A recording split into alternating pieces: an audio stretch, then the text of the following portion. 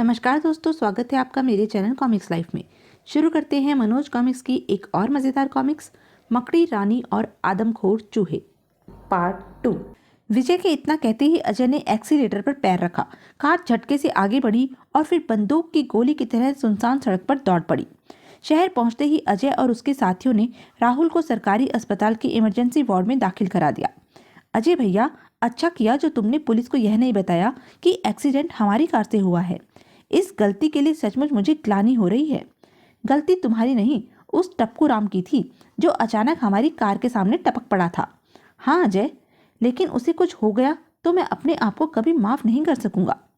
तभी शाबाश बच्चों, तुम लोगों ने उस लड़के को सही समय पर अस्पताल पहुंचाकर सच्चे नागरिक का फर्ज अदा किया है।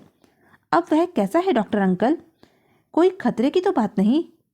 नहीं, बिल्कुल नहीं। सुबह तक उसे होश आ जाएगा।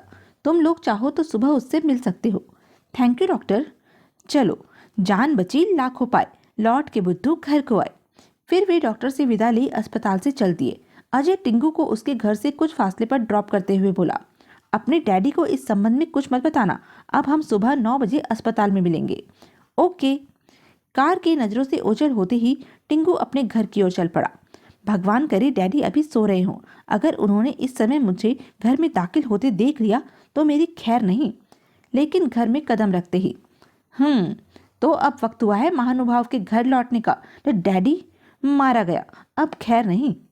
बको, रात ढले कहाँ से आ रहे हो? अपनी अम्मा से तो यह कहकर गए थे कि विराटनगर अपने क्लास फेलो की बर्थडे पार्टी में जा रहे हो। मैंने झूठ नहीं कहा था डैडी, मैं सचमुच वहीं से आ रहा हूँ। वो क्या है कि रास्ते में कार खराब हो गई थी।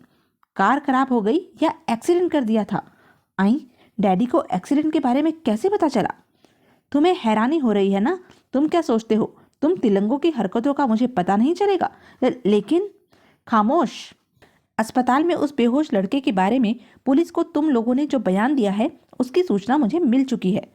ओह, तो हवलदार के बच्चे ने हमें पहचान लिया था। इस बार तुम लोग बचोगे नहीं। सुबह मैं खुद उस लड़के का बयान लूंगा, उसके बाद हो गई छुट्टी।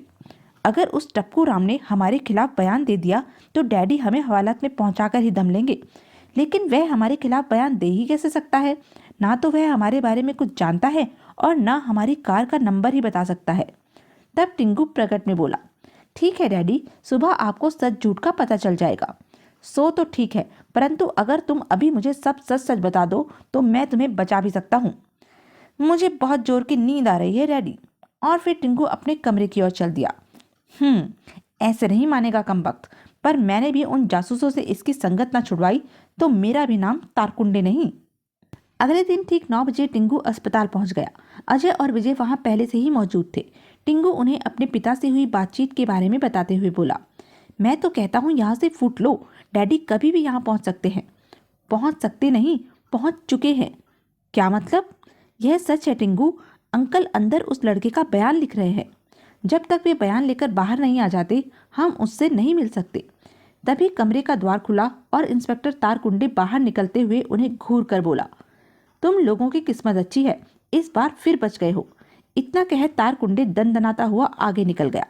इंस्पेक्टर तारकुंडे के जाने के बाद, आओ अब अंदर चलते हैं। हाँ हाँ, क्यों नहीं, अब डर काहेगा, हा हा हा हा। फिर वे तीनों कमरे में दाखिल हो गए। उन्हें देख राहुल बरबसी बोल उठा, अगर मैं गलत नहीं हूं तो आप लोग वही हैं जिन्होंने मुझे अस्पताल पहुंचाया था। तुमने ठीक पहचाना बंधु, हमारी ही कार से तुम्हारा एक्सीडेंट हुआ था, परंतु तुमने पुलिस को हमारे खिलाफ बयान न देकर हमें मुसीबत में फंसने से बचा लिया। गलती मेरी थी, आप लोगों ने तो मेरी जान बचाई है। लेकिन तुम इतनी रात गए वहां वीराने में अकेले क्या कर रहे थे? अजय का प्रश्न सुन एकाएक ही राहुल की आंखें छलछला पड़ी। तुम्हारी आंखों में आंसू? क्या बात है बंधु, हमें साफ साफ बताओ, शायद हम तुम्हारी कोई मदद कर सके। शायद तुम्हें अपने मम्मी डैडी की याद आ रही है, तुम हमें अपना पता दे दो, हम उन्हें खबर कर देंगे। नहीं, मेरा कोई नहीं है, मैं अनाथ हो गया हूँ। जब से मैंने होश संभाला है अपनी माँ को नहीं देखा, बस डैडी थे।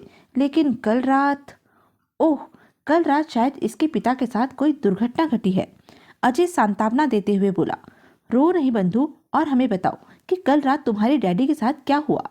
तब राहुल सुबकता हुआ अपने और डैडी के साथ रात को जो कुछ घटा था उसके बारे में बताते हुए बोला, अगर मैं सही वक्त पर भाग खड़ा ना होता तो वे आदमखोर चूहे मुझे भी खा जाते।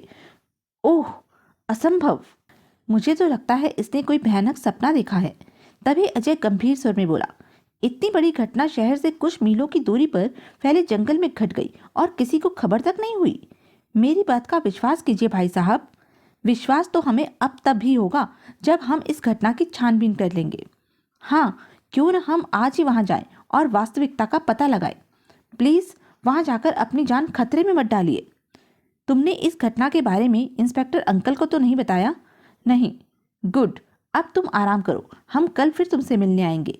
शुक्रिया। लेकिन तुमने जो कुछ हमें बताया है उसका जिक्र भूलकर भी किसी से मत करना। तत्पश्चात अजय अपने साथियों के साथ अस्पताल से बाहर निकल आया। फिर वे पार्किंग में खड़ी अपनी कार में जा बैठे। थोड़ी ही देर बाद कार सड़क पर दौड़ रही थी। तुम्हारा क्या विचार है अजय? राहुल ने जो कुछ बताया है क्या वह सच है?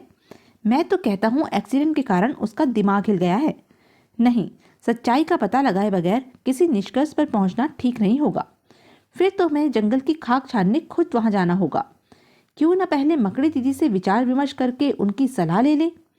टिंगू की बात पर एक मत हो, तीनों सीधे ब्लैक टावर पहुंचे और संपूर्ण वृत्तांत मकड़ी रानी को कह सुनाया। तब मकड़ी रानी बोली, हो सकता है राहुल ने जो कुछ बताया है वह सही हो।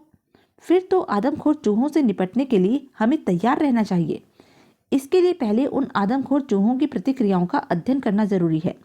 ठीक है, हम तुरंत घटनास्थल की ओर रवाना हो जाते हैं और लौटकर अपनी रिपोर्ट आपको देते हैं। लेकिन अगर चूहों ने हमें अपना शिकार बना लिया तो? इसके लिए तुम लोगों को अपने बचाव की पूरी तैयारी के साथ वहां जाना होगा। फिर भी किसी खतरे की स्थिति में तुम लोग मुझे अपने करीब पाओगे। तत्पश्चात मकड़ी रानी की हिदायतों के अनुसार अजय, विजय और टिंगू कार द्वारा घटनास्थल की ओर रवाना हो गए और करीब 3 घंटे बाद लगता है हम ठीक जगह पर पहुंच गए हैं। हाँ, अब हमें कॉटेज में जाकर छानबीन करनी चाहिए। फिर वे कॉटेज में जाने के लिए कार में ही तैयार होने लगे। पूरी तरह तैयार होने के बाद वे कार से उतरे और सावधानी से चलते हुए बिना किसी रोक टोक के कॉटेज के अंदर जा पहुंचे। अंदर का दृश्य देख अजय चौंकता हुआ बोला, यहाँ की हालत देखकर तो ऐसा लगता है जैसे हमसे पहले भी कोई यहाँ आ चुका है। शायद किसी ने तलाशी लेते हुए सारा सामान उलट पुलट और तोड़ फोड़ कर रख दिया है। मुझे तो यह उन आदमखोर चूहों की शरारत लगती है। चूहों से इतना क्यों डरता है बुज़दिल? जब सामना होगा तो देखूंगा तुम कितने तीस मार खा हो। खामोश, लगता है हमारे आसपास कोई मौजूद है। अरे बाप रे, यहाँ भूतों के सिवा और कौन हो सकता है? भूत तुझे खा नहीं जाएंगे गुटके। अगर मौत से इतना ही डर लगता है तो हमारे साथ क्यों आया था? तभी, खबरदार लड़को, हथियार फेंक दो और अपने हाथ ऊपर उठा लो, वरना भून कर रख दिए जाओगे। आए, यह आवाज कहाँ से आई? लेकिन जब उनकी नजर रोशनदान से झांक रही बंदूक की नाल पर पड़ी तो उन्होंने आदेश का पालन करना ही उचित समझा। अब आगे क्या हुक्म है भूतराज जी? ठीक तभी, हम भूत नहीं, यमदूत है जासूस लड़को। ओह, तो तुम हमें पहचान गए। फिर तो तुम लोग यह भी जान गए होंगे कि हमसे उलझना तुम लोगों के लिए कितना महंगा साबित हो सकता है। Shut up.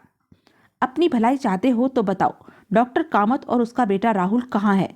हम किसी डॉक्टर कामत और उसके बेटे के बारे में नहीं जानते। हम तो यहाँ आदमखोर चूहों की तलाश में आए हैं। कहीं तुम ही तो वो मोटे आदमखोर चूहे नहीं हो? तेरी यह मजाल पिद्दी के। चटाक। आह। फिर तुम बताओ, तुम डॉक्टर के खुफिया कागजातों के बारे में क्या जानते हो? कैसे खुफिया कागजात? मुझे कुछ नहीं मालूम। तो फिर मरने के लिए तैयार हो जाओ। हा हा हा। तभी खट खट खट। ठहरो, इन जासूसों से बाद में निपटेंगे। फिलहाल इन्हें बांधकर किसी कमरे में डाल दो और आने वाले के स्वागत के लिए तैयार रहो। Yes boss. और फिर पहलवान सुरीखा व्यक्ति अजय और उसके साथियों को उस कमरे से बाहर ले गया। उनके जाने के बाद बॉस ने फर्श पर पड़े रिवॉल्वर अपने कब्जे में किए और दबे कदमों से द्वार की ओर बढ़ने लगा।